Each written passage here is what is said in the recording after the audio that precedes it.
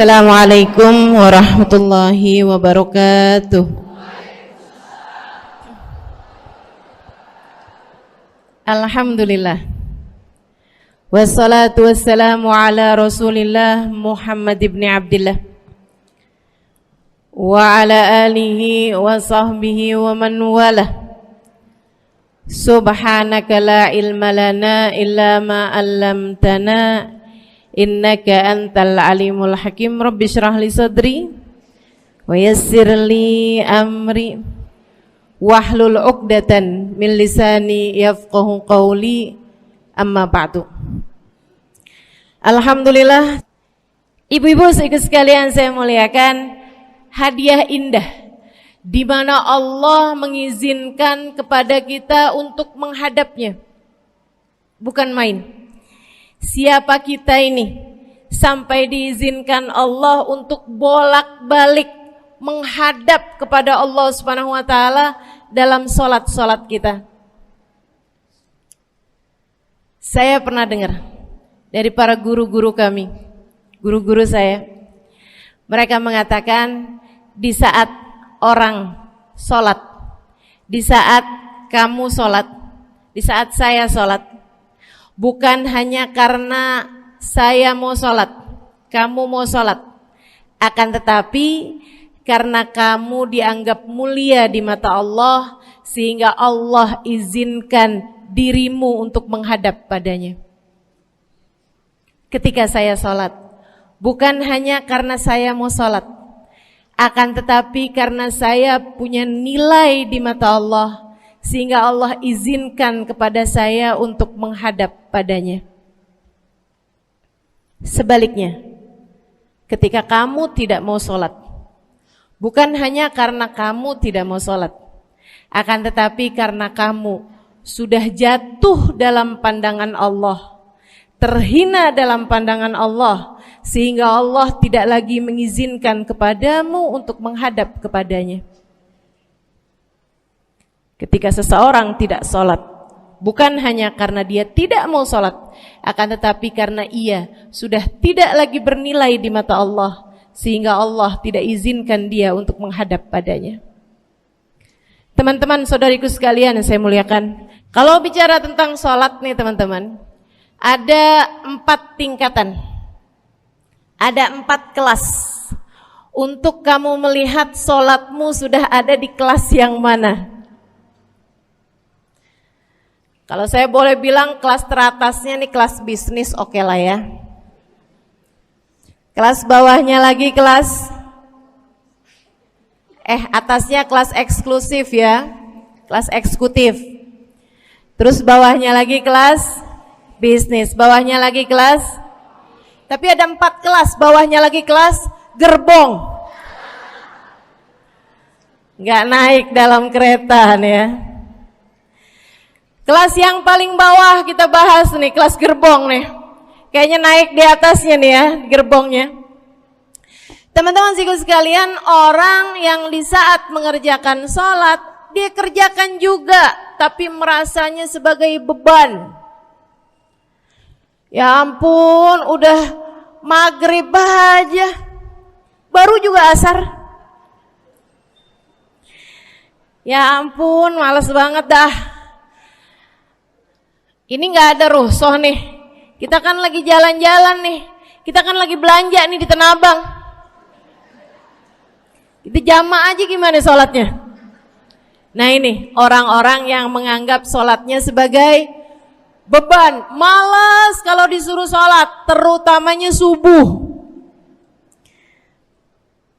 Terutamanya sholat subuh.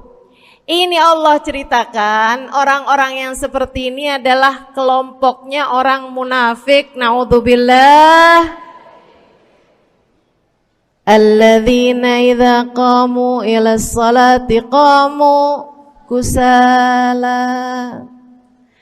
Orang-orang yang kalau disuruh sholat bangun juga sih, tapi malas banget.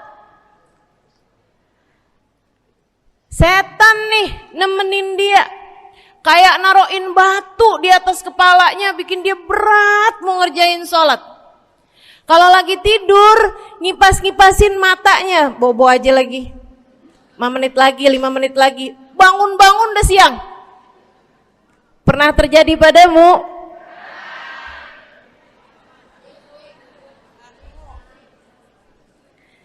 Jemur kunut. Bu, yang dijemur tuh jemuran aja, cucian aja. Jangan sampai jemur kunut. Kunutnya dijemur ya. Ketika ada seseorang yang disampaikan kepada Nabi Muhammad bahwasanya orang itu tidak bangun kecuali sesudah azan subuh, artinya enggak tahajud, artinya enggak bangun di sepertiga malam terakhir, bangunnya sesudah azan subuh. Nabi mengatakan padanya tentang orang itu, Nabi bilang pada para sahabatnya, inna syaitan bala fi udhunih, itu adalah orang yang telinganya dikencingin sama setan. Pada pernah dikencingin setan? Kalau bangunnya habis adzan tuh dikencingin setan. Kalau bangunnya udah terbit matahari dikencingin siapa kira-kira? Insyaallah. Teman-teman saudariku sekalian yang saya muliakan, alladzina idza qamu ila sholati qamu kusala, malas bener kalau diajakin sholat, sampai sebagian sholatnya dikerjakan keluar dari waktunya. Yang seperti ini masuk dalam firman Allah Subhanahu wa taala, a'udzubillahi minasyaitonir rajim, fawailul lil musallin alladzina an salatihim sahun. Fawailul lil musallin alladzina hum an salatihim sahun. Celaka orang-orang yang salat. Kenapa kok orang salat celaka ya Allah? Sebab mereka an salatihim sahun, melalaikan salat mereka. Apa maksudnya melalaikan? Imam Sayyidina Ibnu Abbas dalam salah satu tafsir beliau mengatakan alladzina yuakhiruna an waqtiha au yuqaddimuha ila ghairi waqtiha. Orang-orang yang mengakhirkan sholat sampai keluar dari waktunya atau memajukannya sebelum waktunya. Mau pergi ke Tanah Abang nih, jam 11. Ntar kita ribet nih urusan sholat duhur. Dah sholatin sekarang aja. Ini orang-orang yang fawailul lil musallin. Bu, sesibuk apapun dirimu, jangan pernah ninggal sholat. Bu, lagi ngerjain perkara penting apapun kamu, jangan pernah mengakhirkan sholat. Jangan pernah mengeluarkan sholat dari waktunya. Kenapa gitu? Karena bu, sholat itu urusanmu sama Allah. Gak ada yang lebih penting daripada itu.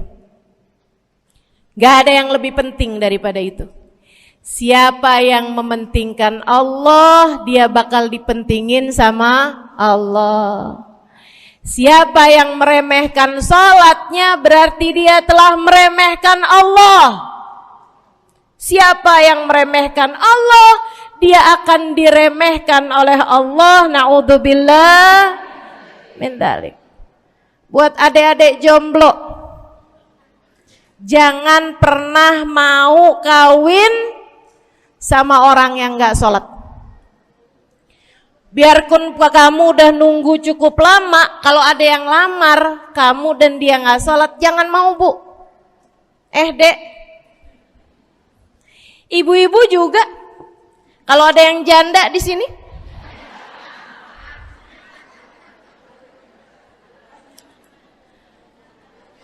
terus ada yang lamar kamu, Walaupun di garasinya ada kijang,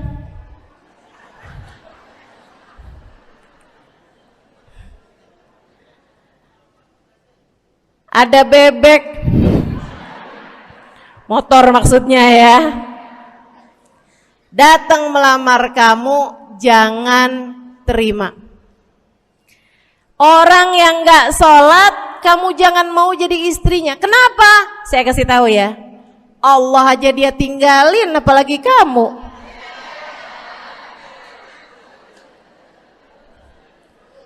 Allah aja dia tinggalin. Siapa yang tidak berguna baginya peringatan Allah, maka tidak akan berguna baginya peringatan dari siapapun.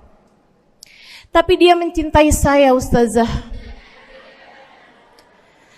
Dia mencintai saya cinta mati katanya. Sekarang tungguin setahun 2 tahun, cintanya hilang, tinggal matinya. Tapi dia mencintai saya luar biasa, Ustazah. Dia tak sanggup hidup tanpa saya. Itu namanya cinta monyet. Tungguin 2 tahun, cintanya hilang, tinggal.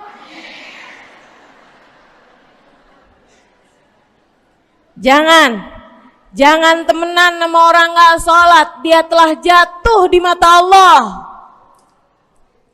Maka kita pun belajar buat jadi orang-orang yang terus mendaki, terus meraih rahmatnya Allah, terus belajar buat jadi salah satu orang yang dipandang dengan rahmat oleh Allah Subhanahu wa taala. Salah satunya dengan cara kita memuliakan sholat. Kita menjaga sholat. Jagain sholatnya. Jangan masuk kelompok orang yang tadi itu sholatnya menjadi beban. Ini kelompok paling bawah nih. Naik ke kelas ekonomi. Tadi begitu ya? Kelas ekonomi, orang-orang yang sholatnya menjadi sebuah kewajiban. Dia kerjain, dia tahu itu wajib, dia gak akan tinggalin.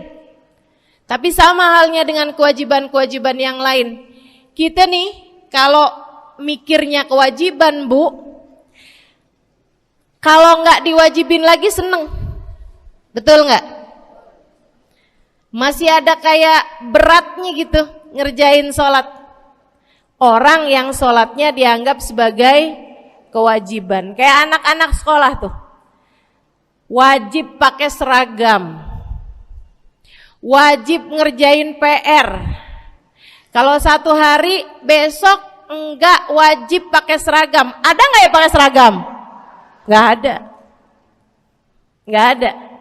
Nggak ada yang besoknya dipakai seragam. Terus tanyain, kenapa kamu tetap pakai seragam? Abisnya saya suka sama seragamnya. Nggak ada.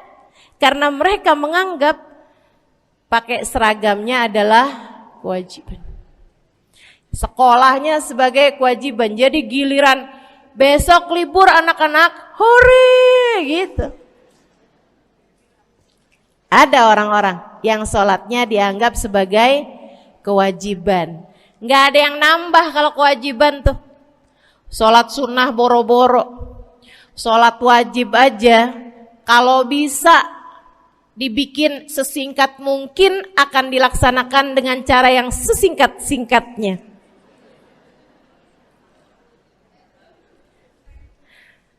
Habis ruku i'tidal sujud cepet bener ya. Malaikat raqib sama malaikat atid nih udah tahu aja kalau dia sholat. Habis ghairil maghdubi alaihim waladdallin. Malaikat atid bilang sama malaikat raqib, kulhu, catat kulhu udah pasti.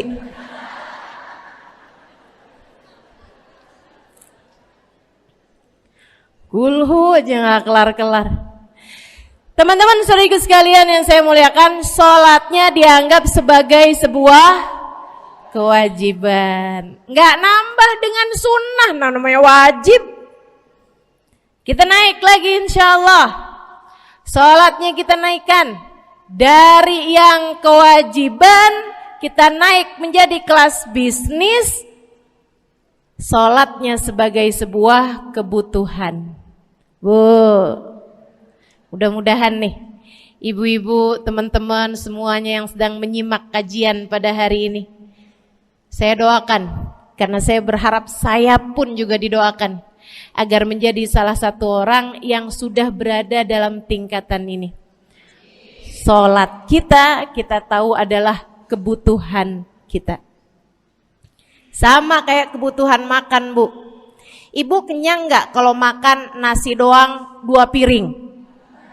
Kenyang. Siapa yang bilang nggak kenyang? Kalau kamu makan nasi doang sepiring, kenyang apa nggak kenyang? Kenyang. Akan tetapi pasti ibu-ibu mau nambah dah. Nambah apaan? Lauk. Nambah lauknya. Ada ikan asin, ada sayur asem. Langsung pada lapar nih. Ada sambal. Masya Allah, ada tempe goreng. Udah Bu ya, tetangga lewat kagak nyadar. Masya Allah. Teman-teman sekalian, kita nambah, bahkan udah kenyang pun kita masih cari lagi tambahan. Makanan apa nih yang bisa kita makan? Karena kita tahu makan adalah sebuah kebutuhan kita. Kita perlu sama makan. Kita butuh sama makan. Maka demikian pula dengan orang-orang yang sholatnya sudah dia tahu adalah sebagai sebuah kebutuhan. Cukup sih duhur 4 rakaat, dia nambah. Ada qobliyahnya, ada ba'diyahnya. Jam-jam 9 pagi nggak ada sholat wajib sih, tapi pengen ngemil, ya Bu ya, dengan cara kerjain sholat duha.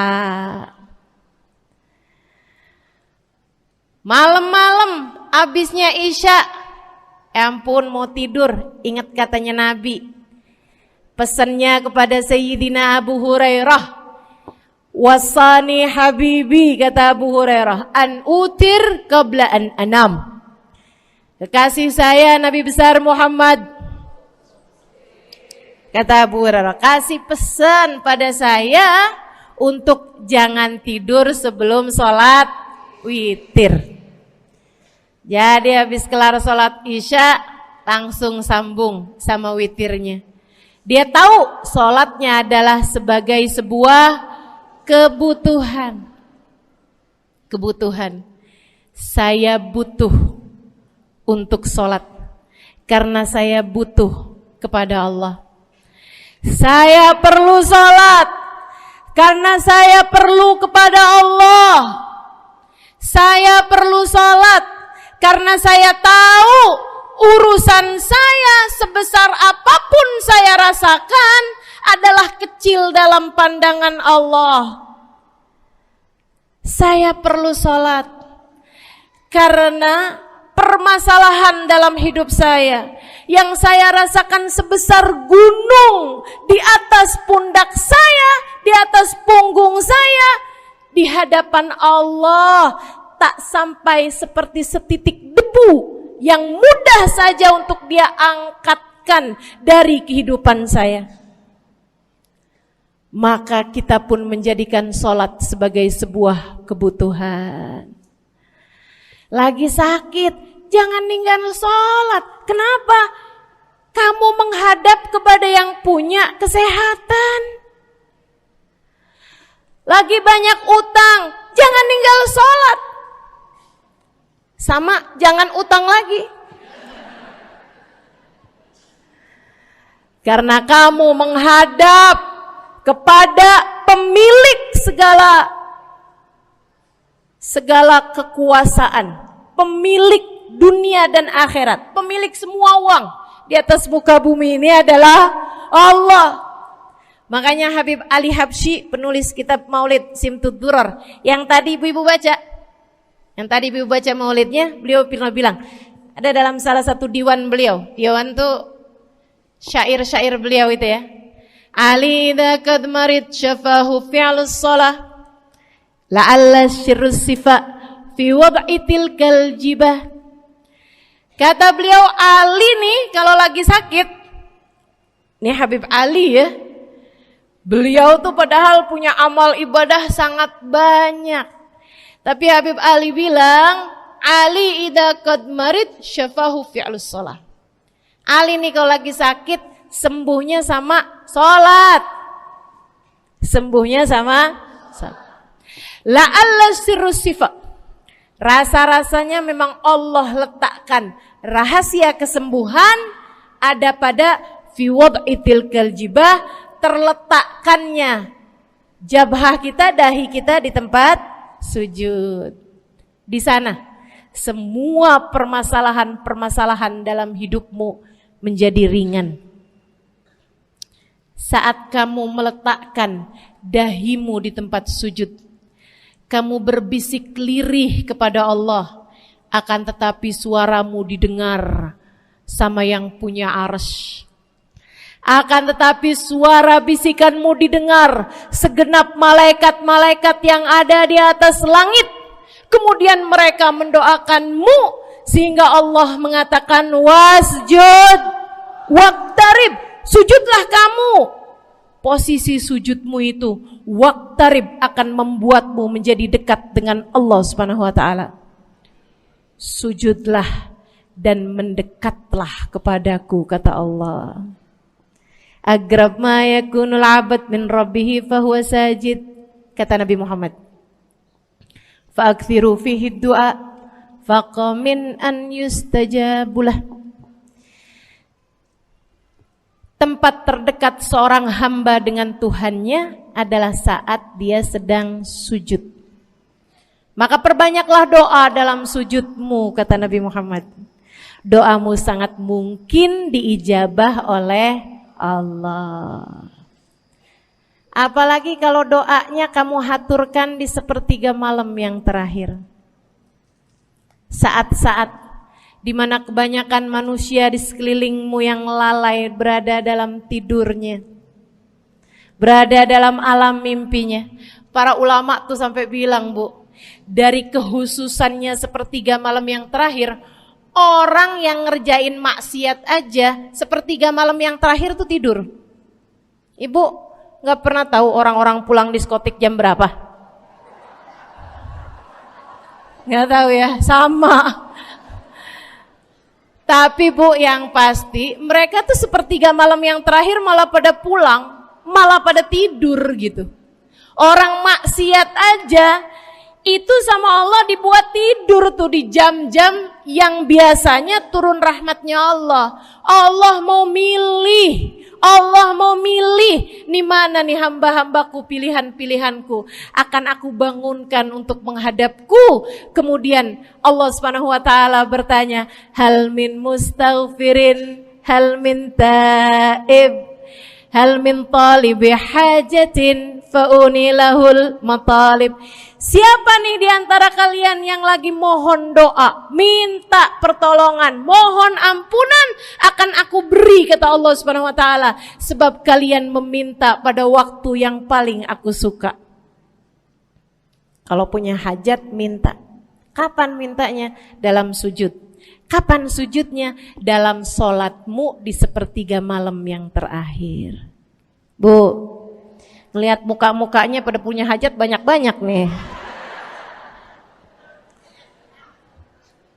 Gimana tahajudnya? Mudah-mudahan Allah jadikan kita salah satu di antara mereka yang menyibukkan diri di sepertiga malam yang terakhir, insyaallah. Sampai-sampai Bu ya, saya tinggal lama di kota Hadramut dulu. Orang-orang di Hadramut, orang awamnya, itu kalau mereka punya anak kecil umur 1 tahun, 2 tahun, 3 tahun tuh, punya anak bayi, balita gitu. Kalau mereka bangun di sepertiga malam yang terakhir, mereka akan membangunkan anak-anaknya walaupun buat main. Alasannya 2. Yang pertama, agar mereka terbiasa bangun di jam-jam segitu. Nantinya kalau besarnya mereka jadi udah kebiasaan bangun di jam segitu, gampang ngerjain tahajud. Alasan yang kedua, ibu-ibu sekalian, agar anugerah, karunia, rahmat, pemberian Allah yang Allah turunkan di sepertiga malam yang terakhir, anak-anak mereka pun berhak untuk mendapatkannya karena mereka tidak sedang dalam keadaan tidur dan dalam keadaan berjaga. Kan kebalik sama orang kita. Anak-anak kita, cucu-cucu kita kalau bangun jam segitu kita tidurin lagi, masih malam nak, masih malam. Mama masih ngantuk nak. Masya Allah. Ibu, saya punya ibunya guru saya. Saya punya guru salah satunya dan yang tercinta di hati saya, Sayyidil Habib Umar bin Hafid. Guru saya. Beliau punya ibu namanya Hubabah Zahra. Almarhumah, baru meninggal masa-masa deket pandemi. Ya Bu ya, baru aja beberapa tahun silam meninggalnya. Itu ibu-ibu sekalian punya anak kalau nggak salah 12. Kalau nggak salah 12 anak beliau. Laki-laki 5. Kalau saya nggak salah ya, mohon maaf kalau saya salah. Kemudian yang perempuan 7. Semuanya soleh-solehah. Semuanya Bu jadi orang-orang yang luar biasa, yang terutamanya anak yang pertama yaitu Habib Ali Masyhur jadi mufti pada zamannya di Kota Tarim. Sampai wafatnya beliau masih sebagai mufti. Mufti itu Bu, permasalahannya umat semuanya ada di meja beliau untuk beliau selesaikan. Anak yang laki-laki yang paling kecil, Habib Umar bin Hafid, menjadi kita tahu semuanya ya, orang soleh, ulama, waliullah. Ibu-ibu sekalian, kita mau tahu nih, anak-anak soleh-solehah semacam itu ibunya kayak gimana gitu. Karena Bu, mohon maaf. Walaupun memang Nabi Nuh, nabinya udah soleh, anaknya gak soleh. Kan begitu ya?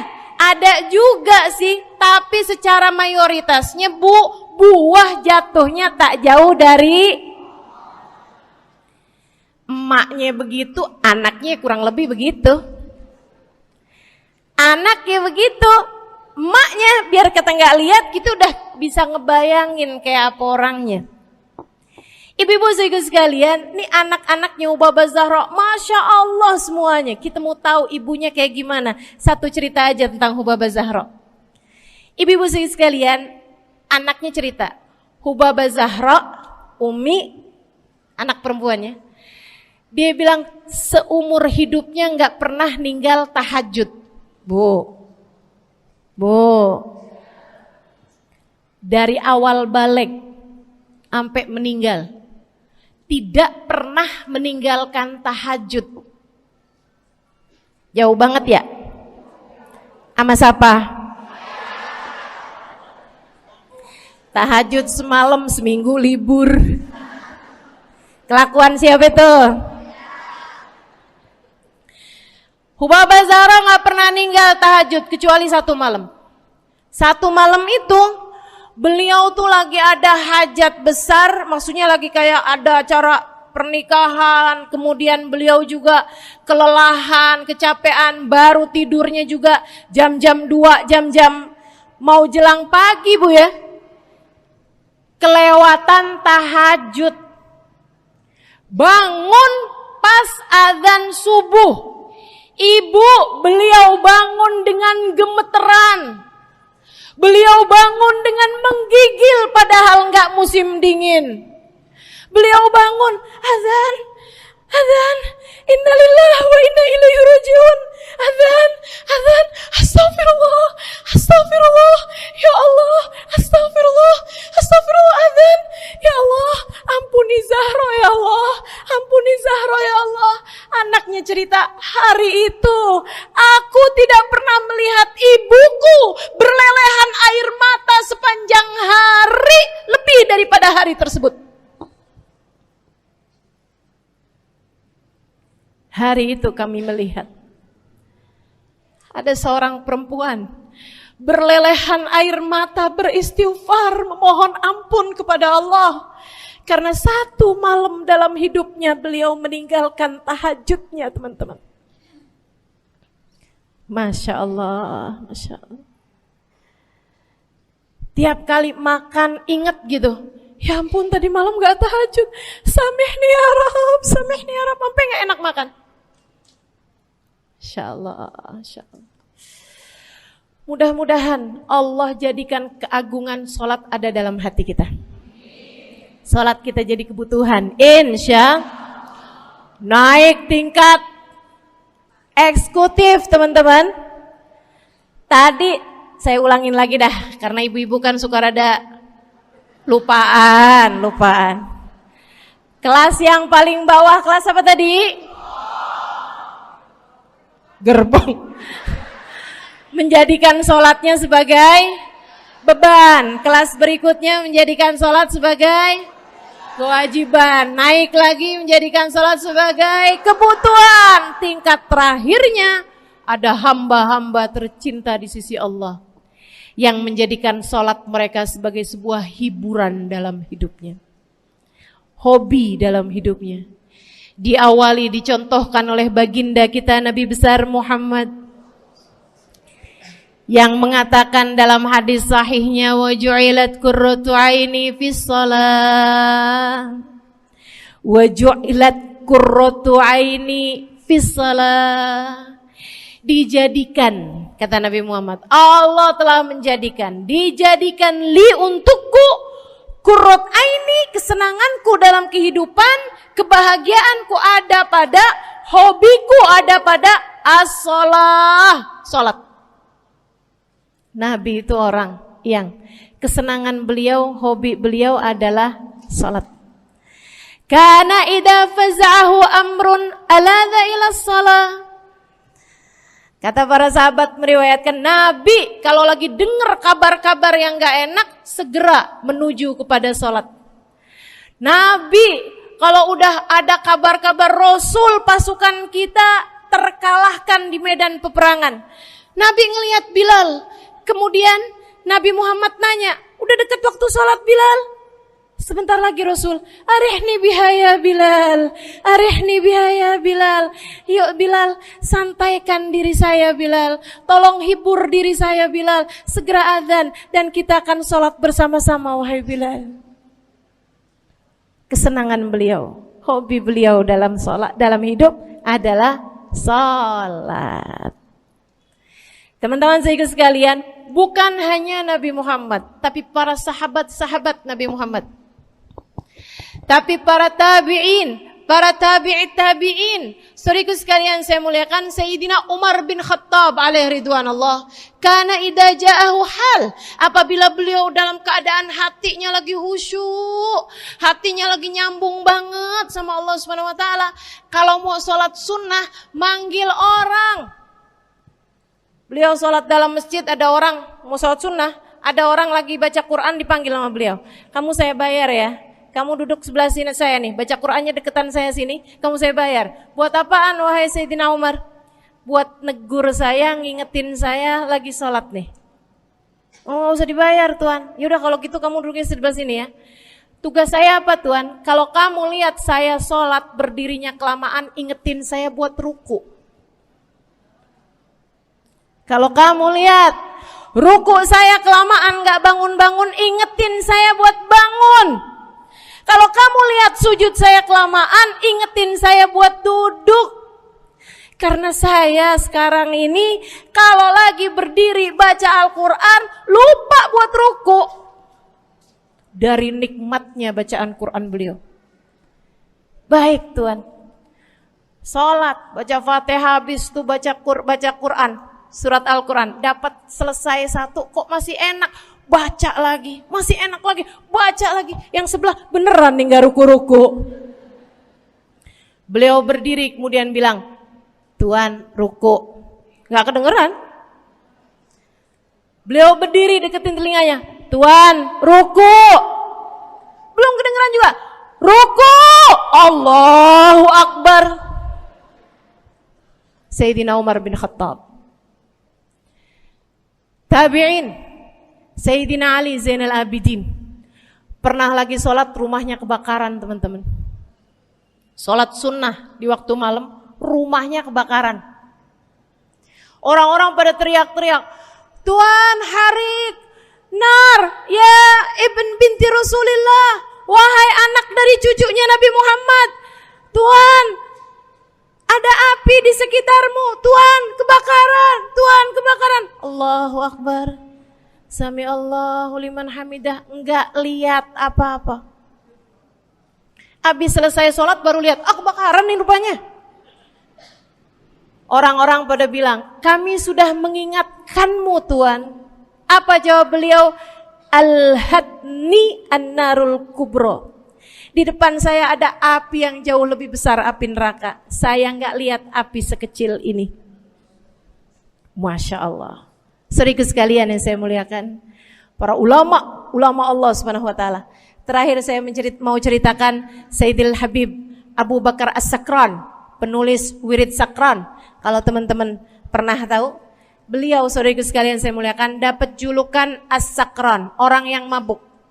Karena mabuk kepada Allah Subhanahu Wa Taala. Beliau pernah satu waktu kena penyakit di punggungnya. Beliau kemudian tanya sama dokter, kata dokter, wah ini nih penyakit mesti diangkat, mesti dioperasi. Ya udahlah, operasiin saya.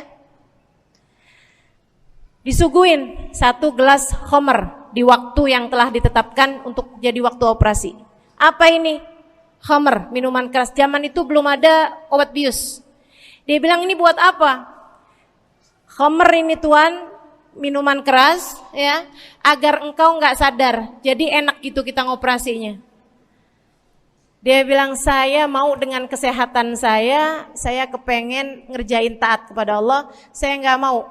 Saya dapetin kesehatan saya dengan cara mengerjakan yang diharamkan Allah, yaitu minuman keras. Saya enggak perlu ini. Waduh, kalau gitu nggak bisa dioperasi Tuhan. Kenapa soalnya? Ya nanti kan kesakitan, nanti susah operasinya gitu. Oh gampang. Kalau kalian pengen bikin saya nggak sadar, nggak perlu minuman keras. Terus gimana? Operasikan kalau saya sedang sholat. Maka mulailah, dokter-dokter udah pada siap. Beliau lagi sholat sunnah ya Bu ya. Allahu Akbar gitu. Mulai dokter buka baju belakangnya. Mulai Bu digunting kulitnya, digergaji tulangnya. Beliau Bu mukanya meringis saja enggak. Beliau ruku, dokternya ikutan nungging.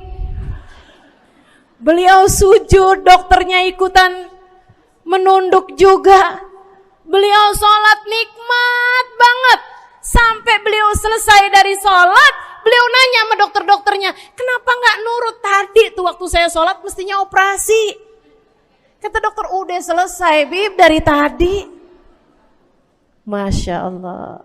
Radiyallahu ta'ala anhum wardahum. Ini bukan kelas-kelas kita, saya cuma ceritain aja sama ibu-ibu. Bukan berarti ibu-ibu nanti pas waktu sakit bilang sama dokter-dokter nggak usah dibius. Beda hati Bu, beda hati. Ibu ya, beda iman, beda semuanya kita sama mereka. Yang pasti, makanya saya kan yang ini nggak doa nih. Pas yang kebutuhan tuh baru saya doa. Kenapa? Karena kayaknya tingkatan kita dah Bu ya. Mentok dah di sampai kebutuhan itu dah. Insya Allah, mudah-mudahan Allah jadikan kita orang yang menjaga salat insya Allah. Rabbi jalni muqimas salah wa min dzurriyyati amin. Rabbi jalni muqimas salah wa min dzurriyyati amin. Rabbi jalna muqimis salah wa min dzurriyyatina rabbana wa taqabbal du'a. Ala hadhihi niyyah bikun niyyah salihah ila hadratin nabi al-fatihah. Syaitan rajim. Bismillahirrahmanirrahim. Alhamdulillahirabbil alamin. Ar-Rahmanir-Rahim. Maliki yaumiddin. Iyyaka na'budu wa iyyaka nasta'in. Ihdinas siratal mustaqim, siratal ladzina an'amta 'alaihim, ghairil maghdubi 'alaihim waladdallin. Amin. Taqabbalallahu minna wa minkum, taqabbal ya karim.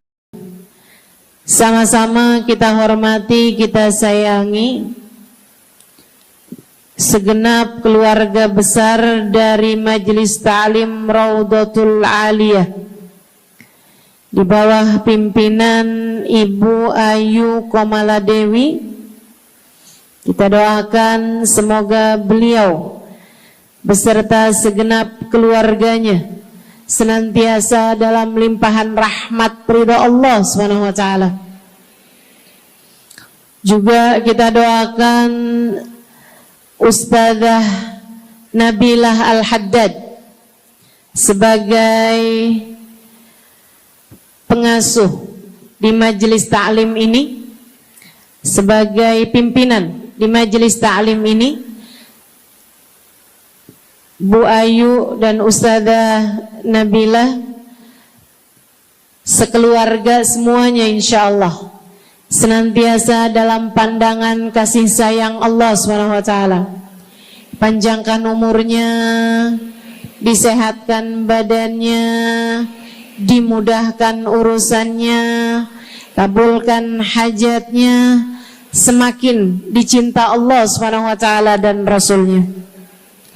Para ustadzah, para hubabah, para syarifah, para pimpinan pondok pesantren, para pimpinan majelis ta'lim, yang mudah-mudahan semuanya dalam limpahan rahmat ridha Allah SWT, serta tentu saja semua yang hadir di majelis ini, baik ibu-ibu, kakak-kakak, adik-adik, anak-anak, yang mudah-mudahan semuanya dirahmati Allah, disayang Allah, dibahagiakan Allah, diistiqomahkan jalannya menuju ridha Allah Subhanahu wa taala, insyaallah diistiqomahkan jalannya menuju surga Allah Subhanahu wa taala. Amin ya rabbal alamin.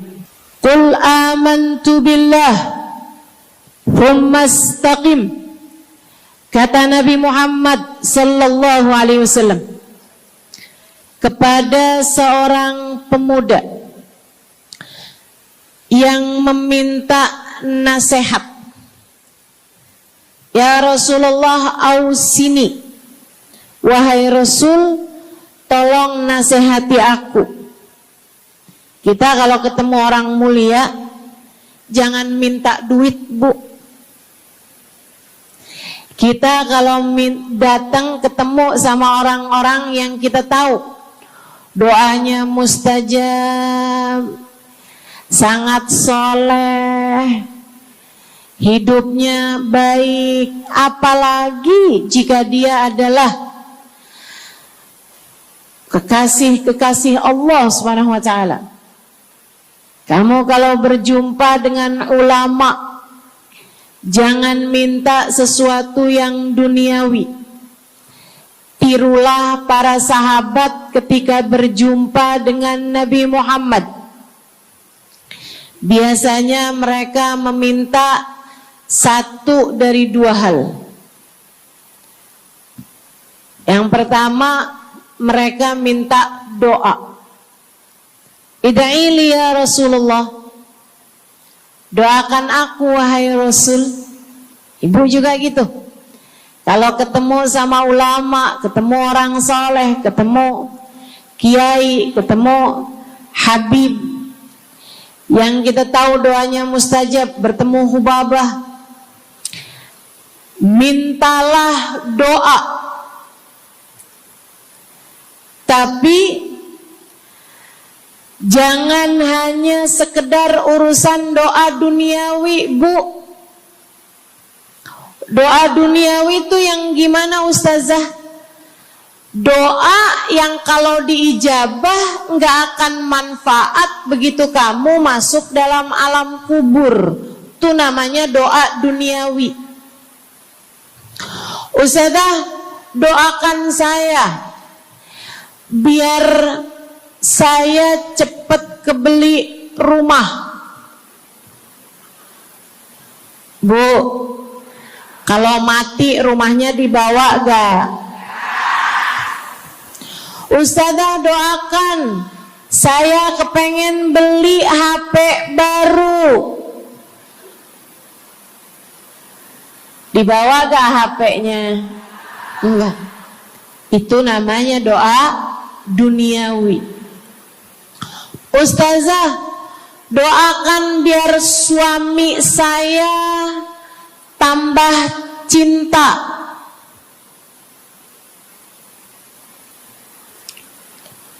Kalau mati suaminya dibawa gak Bu? Walaupun kamu mau, dia gak bakalan mau Bu.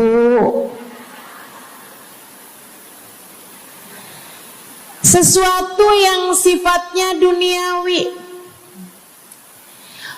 Ustazah, doakan biar anak saya soleh. Duniawi apa bukan?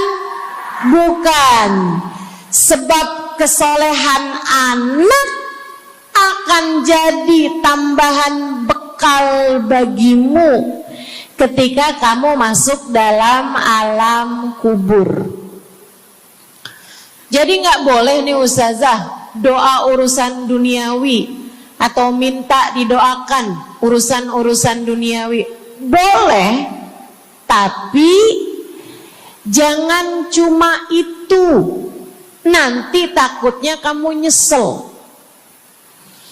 Kalau selama di dunia kamu doanya hanya untuk urusan dunia, takutnya begitu masuk dalam kuburan sudah tidak ada lagi doa yang akan Allah ijabah untukmu ketika kamu ada dalam alam kubur nanti. Sayang-sayang. Jadi kalau doa, prioritaskan urusan akhirat. Insya saya berasa banget jadi orang yang sering dimintain doa sekaligus juga sering minta doa. Saya kalau ketemu orang soleh, ketemu habaib, ketemu hubabah, saya akan minta doa, gak pernah minta duit saya. Ida'ili ya hubabah, ida'ili ya habib. Serius sekalian, sebagai orang yang sering juga dimintain doa, Ustazah doakan saya. Banyak tuh. Saya merasakan perbedaannya saat saya ada di Tarim sama ketika saya sudah pulang dan kembali ke negeri ini. Waktu saya di Tarim, orang kalau minta doa sama saya, usik berdoa, tolong ya doain saya. Saya suka tanya, doa apa? Selalu aja, hampir semuanya mengatakan hal yang sama. Ida'ili bihusnil khatimah. Doakan saya biar husnul khatimah. Begitu nyampe ke Indonesia, kalau ada orang bilang Ustazah doain saya, biasanya lanjut tuh doanya, minta apa langsung dibilang, gak pakai tanya. Ustazah doain saya biar utang cepat lunas. Ustazah doain saya biar cepat dapat jodoh. Ustazah doain saya biar jadi orang kaya. Ustazah doain saya biar suami nggak mendua. Ya Allah, ternyata kebanyakan orang kita kalau minta doa seringnya urusan duniawi. Bukan berarti nggak boleh, boleh aja sih. Cuman takutnya begitu kamu mati nyesel kalau semua doamu selama ini adalah sesuatu yang tidak ikut kamu bawa ketika kamu mati. Kalau kita lihat para sahabat ketika mereka berjumpa dengan Nabi Muhammad, selalu saja banyak di antara mereka yang minta doa. Nabi pernah tanya, doanya apa? Macem-macem jawaban para sahabat. Ada yang begini, Harithah menjawab, ida'ili an yarzuqani Allah asyhada fi sabilih. Rasul, doakan saya biar saya dikaruniai mati syahid di jalan Allah. Ada lagi yang lain doanya, ya Rasulullah, id'ili an yarzuqani Allah murafaqatan bika ya Rasulullah. Doakan biar saya nanti di masa sesudah kematian saya, di masa akhirat nanti, bisa mendampingimu wahai Rasulullah, bisa berjumpa denganmu wahai Rasul, bisa ada dalam rombonganmu wahai Rasulullah. Doa-doa yang sangat ukhrawi, doa-doa yang sangat akhirat, karena mereka sudah faham tujuan hidup sesungguhnya adalah mencari ridha Allah Subhanahu wa ta'ala.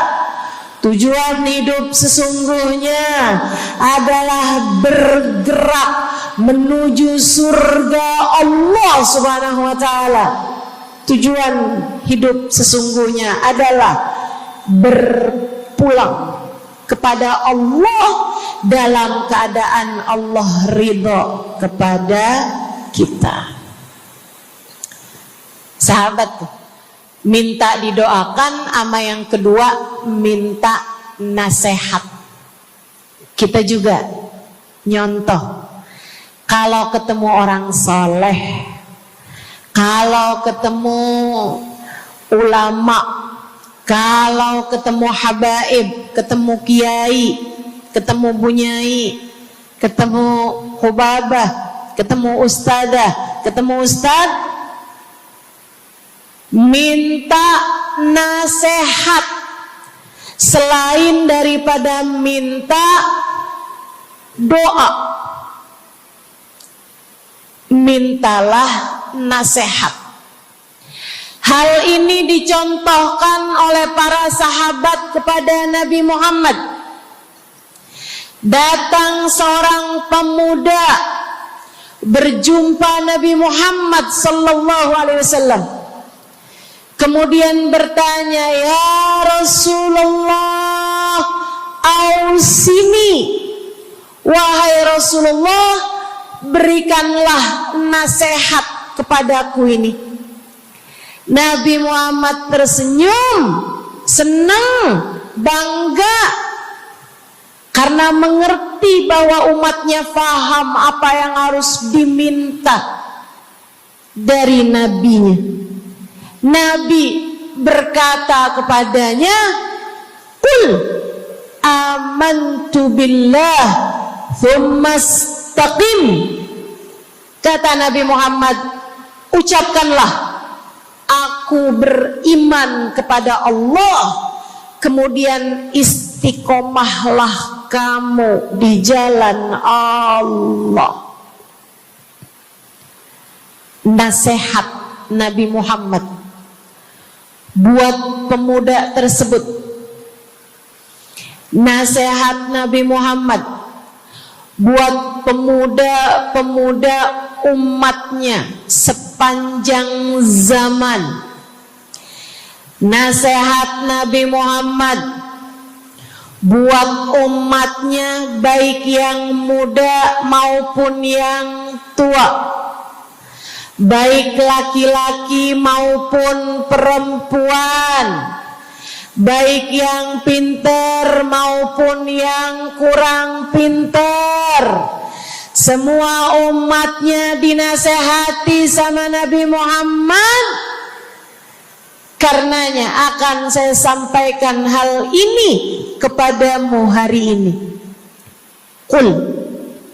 Quli, ucapkanlah, amantu billah, aku beriman kepada Allah. Tsumastaqimi, kemudian istiqomahlah kamu, wahai saudariku, di jalan Allah. Katakanlah, aku beriman kepada Allah. Kemudian istiqomahlah. Istiqomahlah. Nasihat yang sangat indah dari baginda kita Nabi besar Muhammad, yang Allah karuniakan kepadanya jawami'al kalim, dapat selalu berbicara dengan kata-kata yang ringkas tapi padat. Nabi itu ucapannya ringkas tapi padat. Nggak kayak saya, Bu, udahlah panjang dan ya, mudah-mudahan Allah jadikan ucapan-ucapan kita jadi kalimat-kalimat yang akan membawa kita menuju surga. Jadi ucapan-ucapan yang akan bawa kita menuju ridha Allah Subhanahu wa taala.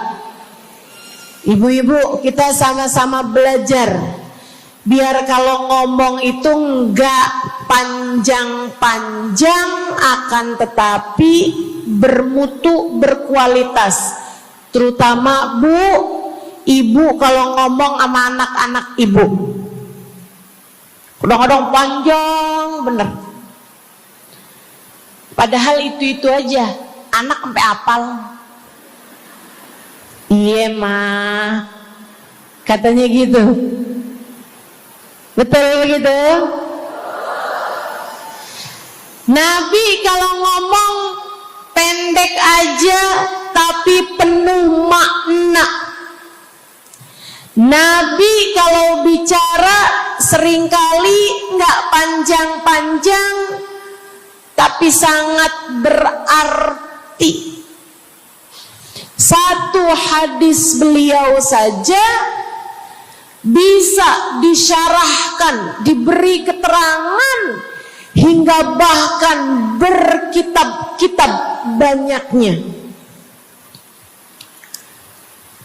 Ibu-ibu sekalian, salah satu dari ucapan ringkasnya Nabi Muhammad, amantu billah, kata Nabi, qul amantu billah, tsumastaqim, ucapkanlah, aku beriman kepada Allah, kemudian istiqomahlah di jalan Allah.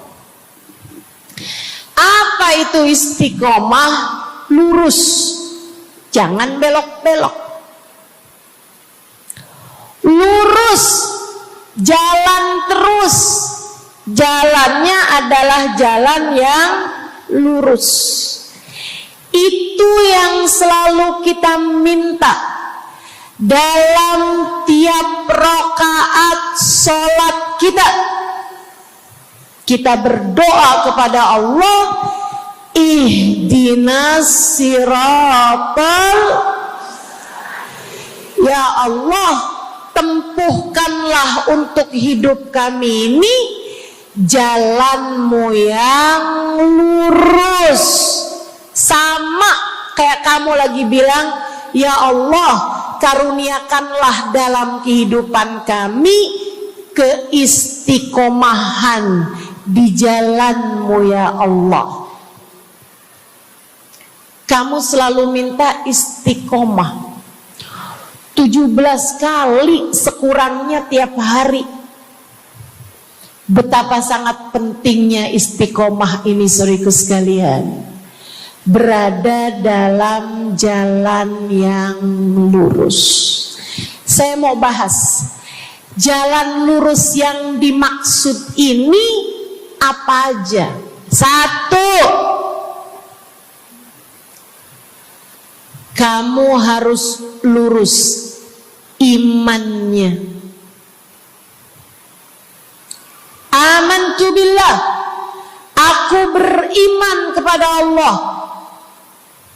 Kata Nabi Muhammad sallallahu alaihi wasallam, "Qul amantu billah," ucapkanlah, aku beriman kepada Allah.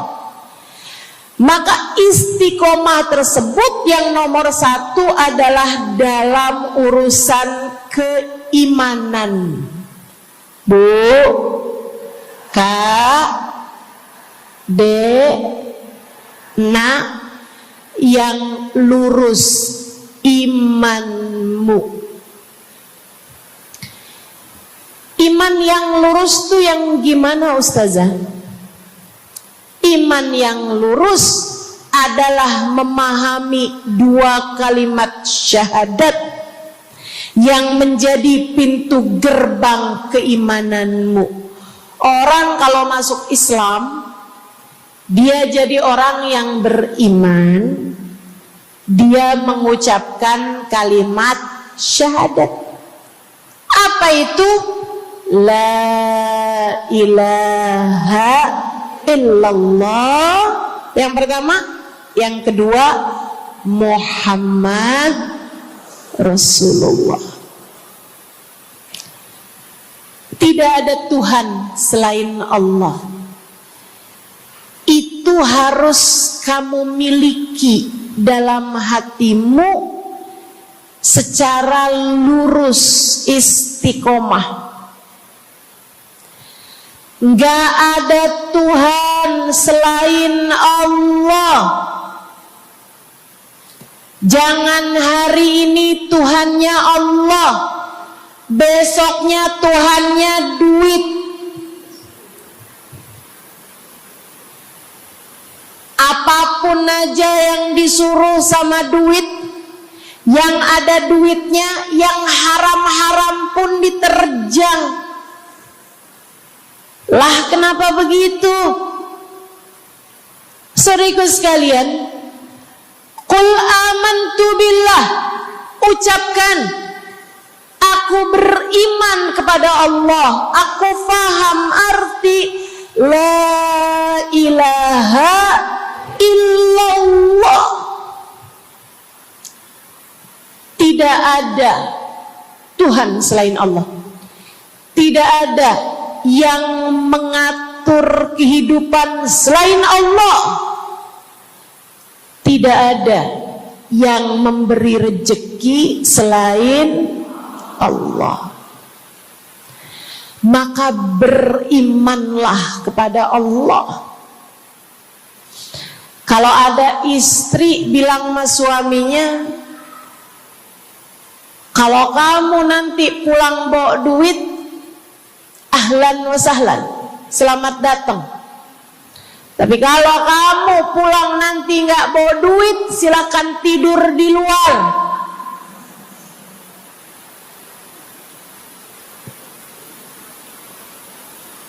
Kamu sepertinya kurang beriman. Kamu lupa bahwa pemberi rezeki bukan suamimu, melainkan yang ngasih rezeki itu cuma 1, Bu. Namanya bukan pekerjaan, bukan atasan, bukan pemerintah. Yang ngasih rezeki cuma Allah Subhanahu wa ta'ala. Maka berimanlah atas hal itu. Jangan nyalahin si ini, nyalahin si itu. Imanmu benerin. Imanmu benerin. Banyak orang saya liatin itu suka pada repot urusan rezeki. Banyak banget. Di dunia ini nih banyak yang suka repot urusan rezeki. ngejar dunia abis-abisan, ngejar duit segala macam cara, sampai omongannya nggak jadi omongan orang beriman. Waktu dibilangin jangan nyari rejeki yang haram, cari rejeki yang halal. Jangan berani ngambil yang bukan hakmu. Dia bilang begini nih, ya ustazah nggak tahu zaman sekarang, jangankan nyari yang halal, nyari yang haram juga susah saja.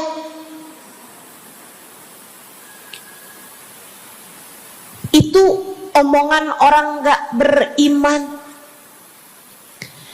Kamu mesti ngerti dulu, kalau yang kamu minta adalah urusan rezeki, dengerin.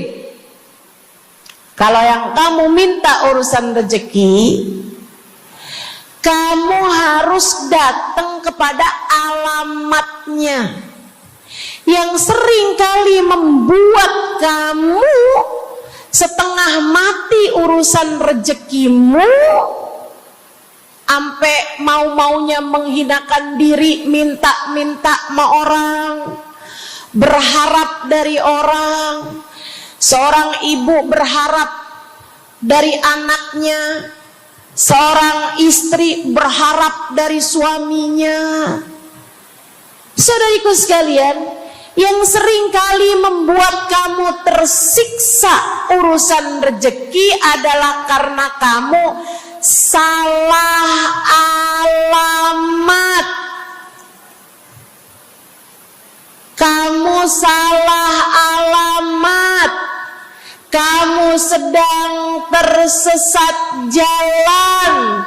Kamu sedang salah arah.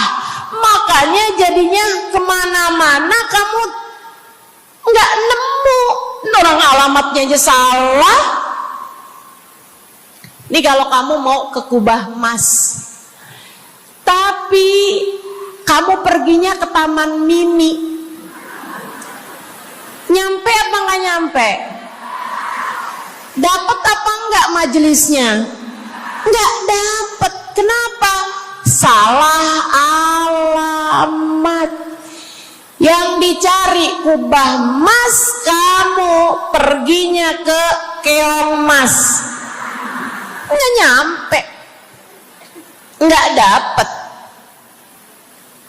Saya kasih tahu padamu, alamat rezekimu ada pada Allah.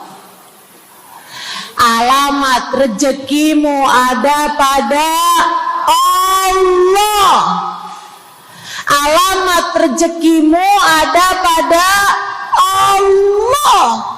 Maka berimanlah kepadanya, fahamilah arti la ilaha illallah. Tidak ada Tuhan kecuali Allah. Gak ada yang ngasih rezeki selain kamu. Lagi sakit, kamu mau nyari obat, saya kasih tahu alamat obatmu. Alamat yang bisa menyembuhkanmu hanya satu, namanya urusan rezeki. Allah sudah bilang, huwar razzaq dzul quwwatil matin. Allah lah satu sang pemberi rezeki. Allah lah satu sang pemilik kekuatan sejati. Jadi kamu kalau mau nyari rezeki, datanglah ke alamatnya, datanglah kepada Allah. Kamu lagi mau nyari kesehatan, jangan salah alamat. Datanglah kepada sang pemilik kesehatan. Alamatnya yaitu Allah yang telah mengatakan, fa idza maridtu fa huwa yashfin. Katanya Nabi Allah Ibrahim, apabila saya sakit, maka hanya Allah lah yang maha menyembuhkan. Berarti nggak boleh pergi ke dokter gitu Ustazah? Silahkan pergi ke dokter, pergi ke apotik, datang kepada orang yang doanya mustajab, minta didoakan. Tapi semua hanyalah sebab, semua hanyalah wasilah. Sang penyembuh sejati adalah Allah. Saudariku sekalian yang saya muliakan, kalau kamu merasa saya lemah Ustazah, gak punya kekuatan, kalau kamu merasa saya bodoh Ustazah, saya tidak mengerti di mana alamat ilmu, di mana alamat pengetahuan. Bu, Kak, Nak, anak-anak nih yang masih lagi belajar di pondok pesantren, yang masih lagi belajar di mana-mana, saya kasih tahu padamu, alamat ilmu ada pada Zat yang Maha Satu, namanya Allamal insana malam ya'lam. Allah lah yang mengajari manusia apa yang tidak dia ketahui. Pengen dapat ilmu, datanglah kepada Allah. Pengen punya kekuatan, datanglah kepada Allah. Saya udah tua Ustazah, saya janda pula Ustazah, saya nggak punya kekuatan ya Ustazah. Kekuatanmu hanya ada pada Zat yang Maha Satu, Allah Subhanahu wa Ta'ala. Datanglah selalu padanya. Imanmu jangan biarkan ia naik turun. Imanmu biarkan ia kokoh di dalam hatimu. Jangan percaya kalau ada yang bilang kekuatan ada pada uang. Jangan percaya. Percaya hanya satu aja, kekuatan ada pada Allah. Jangan percaya orang bilang kekuatan ada pada kecantikan. Kalau kamu cantik, kamu kuat, suamimu gak akan kemana-mana. Jangan percaya, Bu. Percaya hanya satu aja, kekuatan ada pada Allah Subhanahu wa Ta'ala. Kamu takut terjadi hal-hal yang buruk bagimu, bagi anak-anakmu. Kamu kepengen ada yang jaga. Ibu, gak usah pusing-pusing mau nyari bodyguard, gak usah pusing-pusing mau sewa security, pengamanan. Sebab sang pemberi keamanan hanya satu, namanya Wallahu ya'simuka minan nas. Hanya Allah satu yang dapat menjagamu dari kejahatan manusia. Qul a'udzu birabbin nas. Katakanlah, aku berlindung kepada sang penjaga manusia, sang pemelihara manusia, sang pengasuh manusia. Allah Subhanahu wa ta'ala. Berimanlah padanya, istiqomahlah. Bu, gak ada yang bisa bikin orang meninggal selain Allah. Gak ada. Tapi dia ditabrak orang, Ustazah. Kalau gak ditabrak dia gak bakalan mati. Kamu kebalik. Justru karena dia harus mati, Allah jadikan dia ditabrak. Jelas? Ini imannya mesti yang benar nih. Jangan kamu kira ini ada dokter malpraktek sehingga dia kemudian meninggal dunia. Jangan kamu kira karena salah minum obat dia mati. Bukan, ibu-ibu sekalian, justru karena dia harus mati, karenanya kemudian ketemu sama dokter yang malpraktek lah, ketemu sama obat yang salah lah. Itu hanya sebab kematiannya itu sendiri. Allah udah bilang, idza jaa ajaluhum la yastakhiruna sa'atan wa la yastaqdimun. Apabila datang ajal seseorang, enggak ada siapapun yang bisa memajukan barang semenit pun, enggak ada yang bisa memundurkan meski sesaat sekalipun. Enggak ada. Emang udah kepastiannya. Waktunya mati ya mati, Bu. Gak ada yang bisa menghidupkan, sekaligus tidak ada yang bisa mematikan selain Allah. Itu artinya istiqomah dalam iman. Tapi tunggu dulu, sebelum saya lanjutkan istiqomah yang lain. Selain beriman kepada Allah, kamu juga harus beriman kepada Nabi Muhammad. Kamu harus beriman kepada Nabi Muhammad.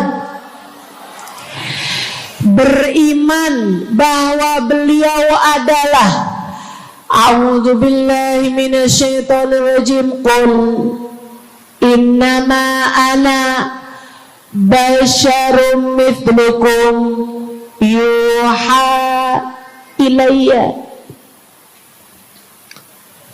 Dua-duanya harus seimbang.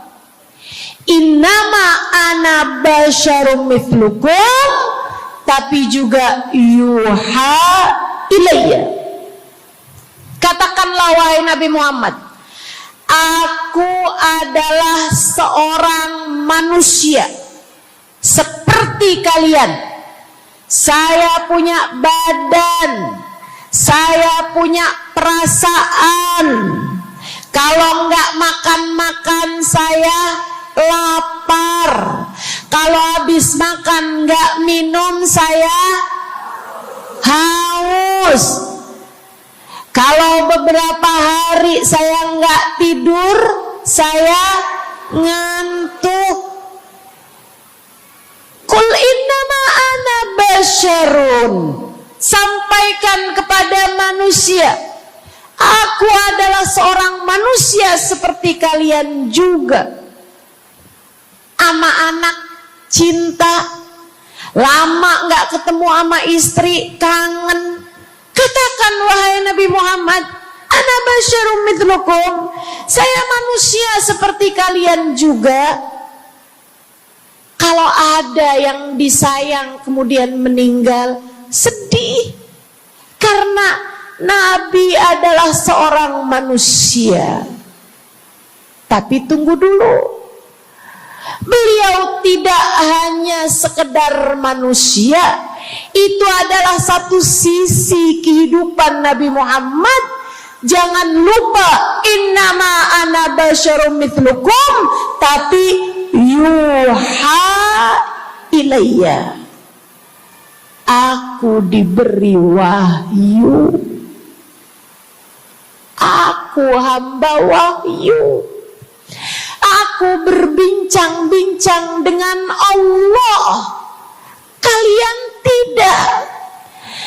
Aku berbicara langsung dengan Allah, kata Nabi Muhammad, kalian tidak.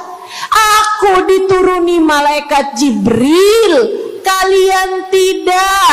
Aku diberi wahyu Al-Quran 30 juz, kalian tidak barang seayat pun.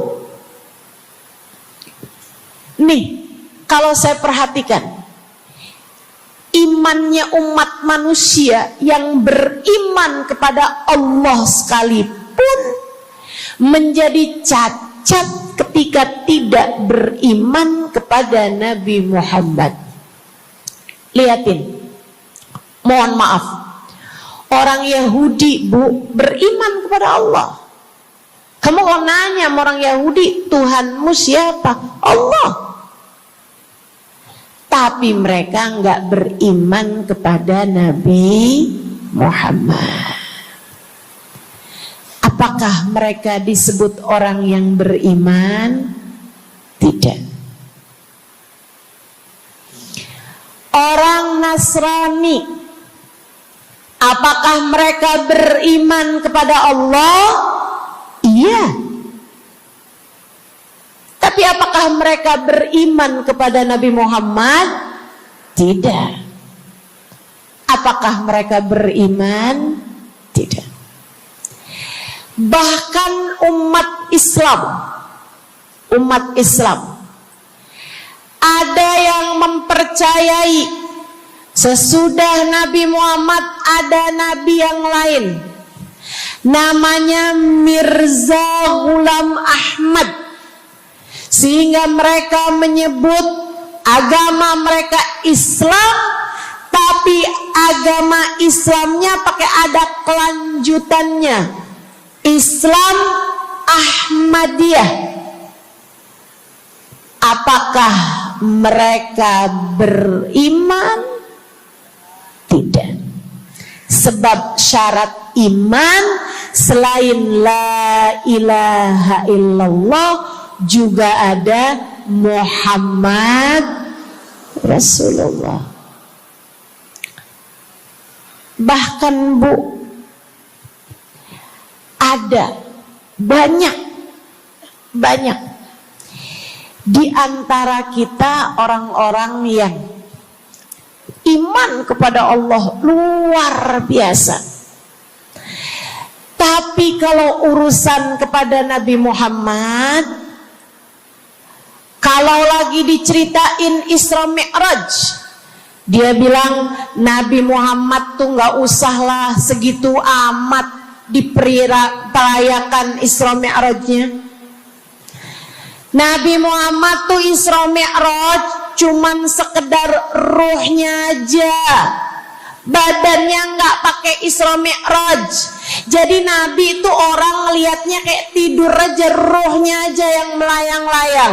Isra Mi'raj bener, tapi ruhnya aja, badannya nggak pakai pergi. Jadi kalian nggak usah berlebih-lebihan sama Isra Mi'raj. Oh, kenapa gitu?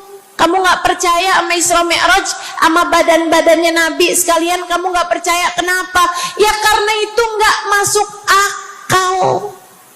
Manusia kan gak bisa kayak gitu. Nabi Muhammad kan manusia.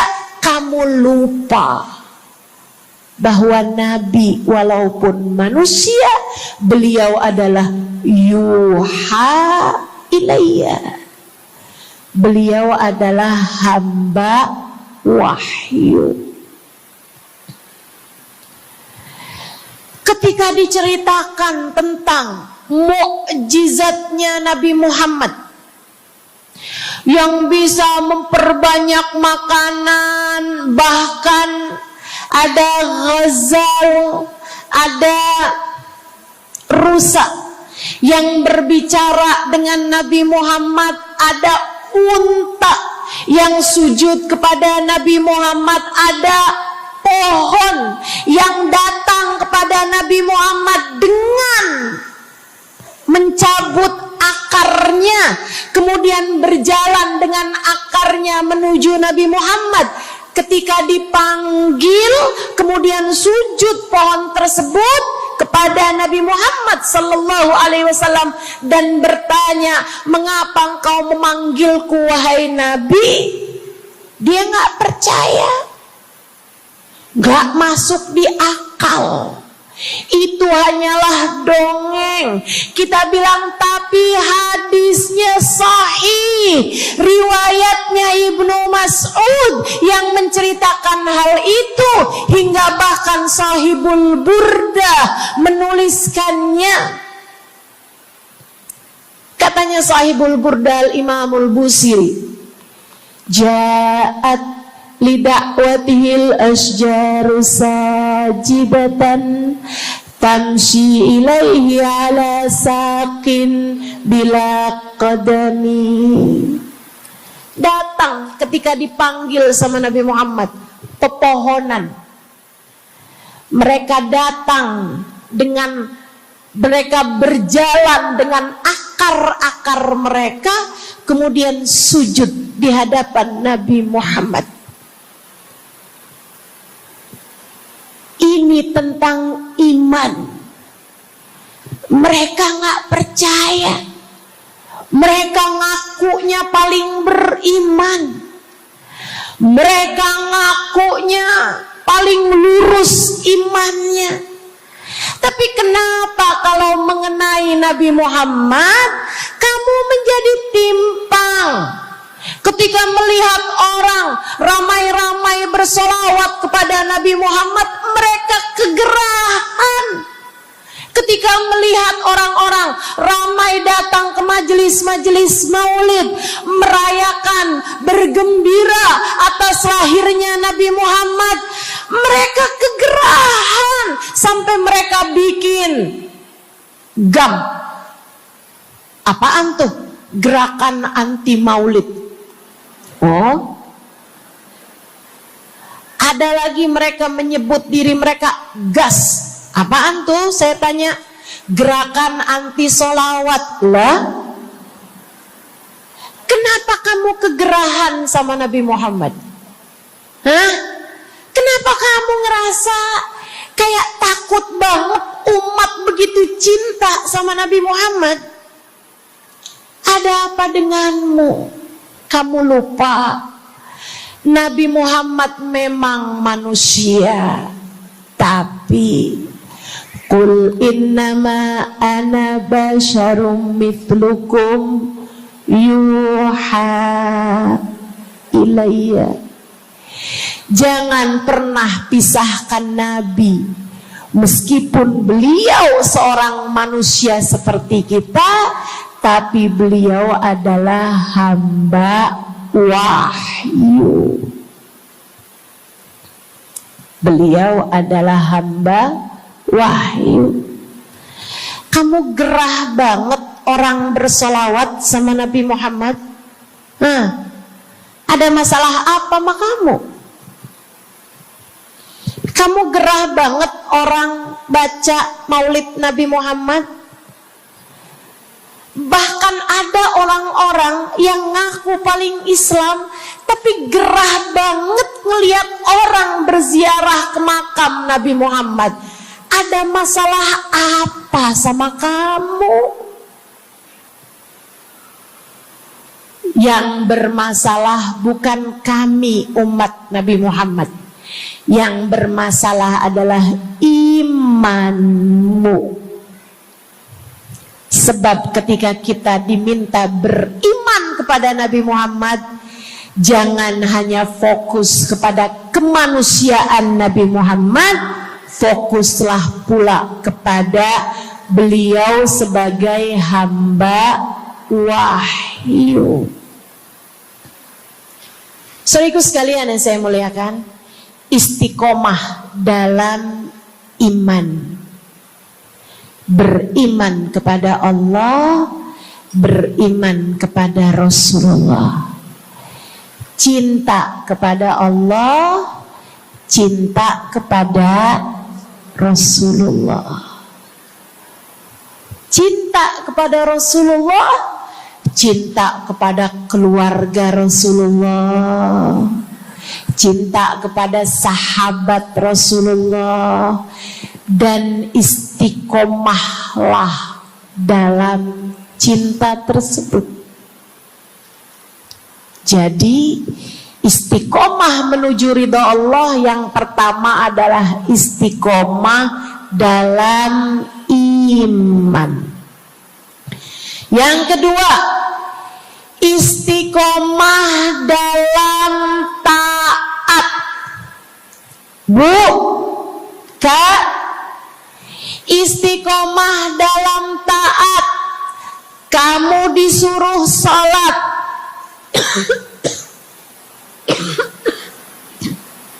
istiqomahlah. Jangan tinggal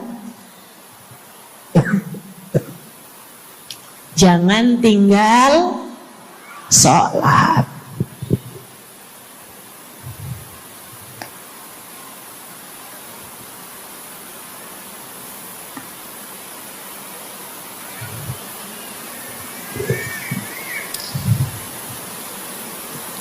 Kamu diperintah buat puasa Ramadan.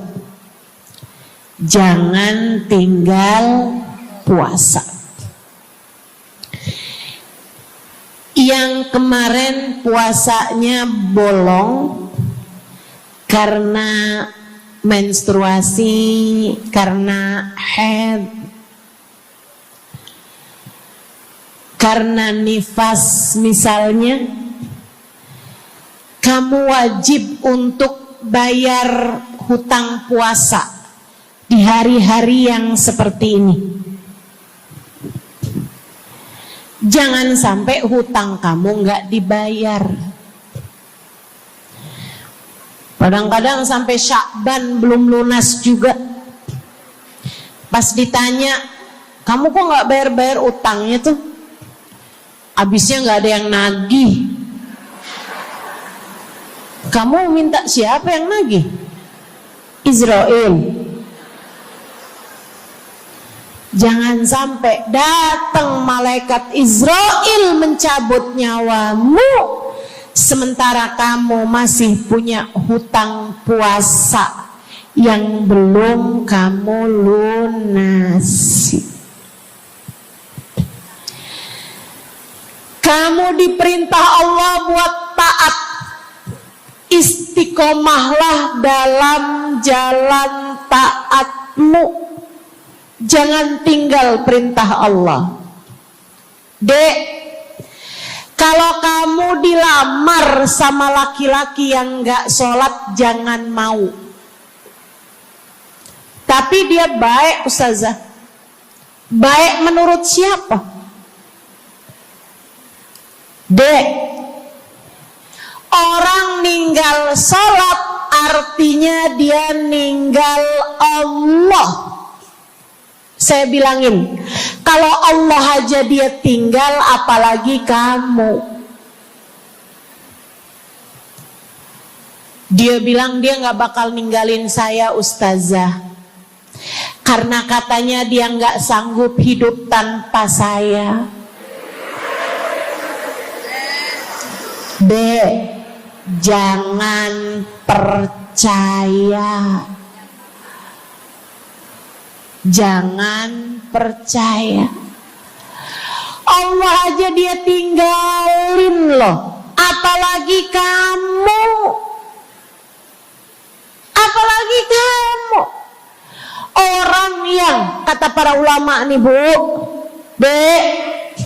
orang yang peringatan Allah tidak bermanfaat padanya, dia tidak akan bermanfaat dengan peringatan siapapun. Kalau lagi cinta sih dia bisa ngomong apa aja. Tapi percayalah, yang bisa ninggal Allah, dia bisa ninggal siapapun. Istiqomahlah di jalan Allah. Istiqomah di jalan Allah. Jangan berani ninggal Allah. Jangan berani ninggal salat. Jangan berani ninggal ibadah. Kenapa gitu Ustazah? Karena yang pegang nasib kamu Allah. Ini nasihat abah saya yang akan saya pegang sampai kapanpun. Abah saya pernah pulang-pulang dari kerjanya, dia cerita, abah tadi ketemu sama orang yang dulu abah pengen jadi kayak dia. Dia itu dulu waktu zaman abah muda, abah kepengen kayak dia, ganteng, kaya, sehat,